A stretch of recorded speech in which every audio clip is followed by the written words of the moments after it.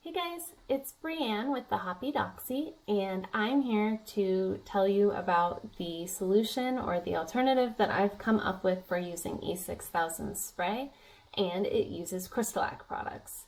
So I did do a full tutorial on the process, so if you have any questions after this video, go check that one out. But I wanted to just give you a real quick video on exactly what it is that you need to do so that you can get started right away.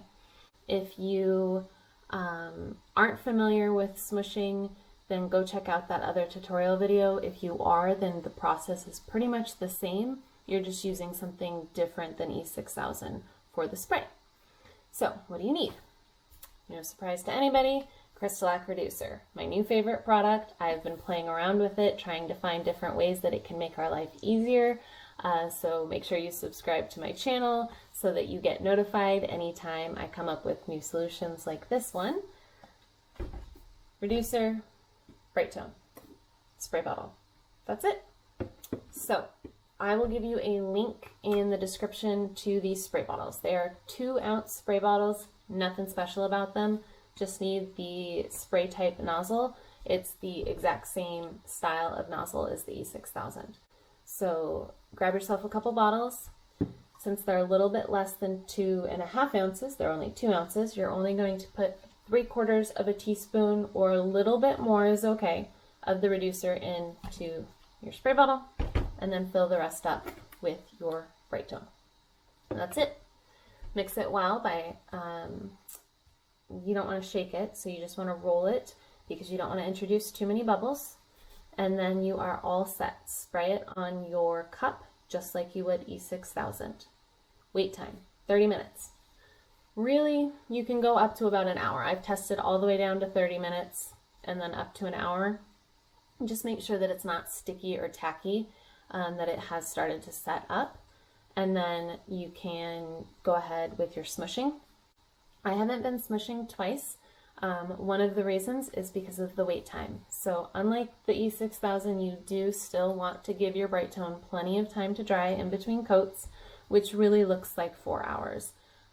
You could probably get by with a little bit less since you're doing such a thin coat of your spray, but it's always better to give yourself the additional time if you can. So I'm going to say the official answer is 4 hours total. So then I'm waiting for 30 minutes, smooshing, giving it another 3.5 hours to dry, and then I'm spraying one more time to fully seal everything in, letting it dry another 4 hours, and then I'm done.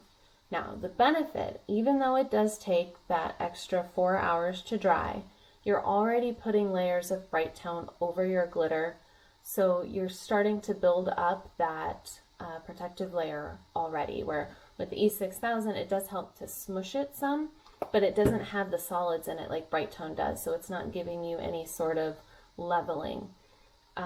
So there's the trade-off there. Another one is that it's not difficult to find these products, where it is becoming more difficult to find e6000. It's really messy and gunky. I don't love e6000. I've found that sometimes it changes the color of my glitter, so I'm trying to stay away from it for those reasons. And so far this has been going really well. I'm going to start trying it on purple glitters. I'll let you guys know how that goes. But for now, I just wanted to give you this information because it's so exciting to have something. We get asked all the time what other alternatives people can use for e6000. I'm overseas, it's very expensive here, and I have to order it off of eBay. So this is just a great alternative, and I'm really excited about it. So again, if you have more questions, go check out that other video with the full tutorial. Hit me up in the comments. Go check me out on Facebook. I'm happy to help.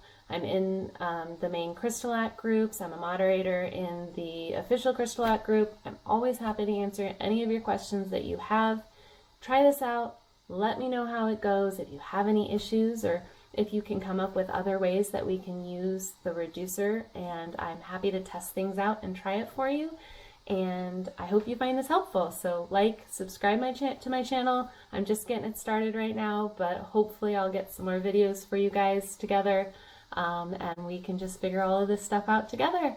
All right, guys, happy crafting. But wait, there's more.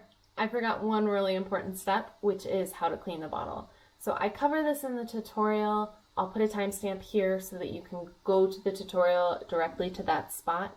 But you do want to make sure that you're cleaning this when you're done with it, and that means turning it upside down, dislodging the Brite Tone out of the tube, and then wiping down the nozzle. I use a little bit of rubbing alcohol, and then I go at the little part with the sewing pin just to make sure that nothing gets dried in there. That's going to really help you when you're going back to use it again. And then if you do, I haven't ran into any issues like I do with the e6000 where it gunks up and it starts spraying all wildly while I'm working on it.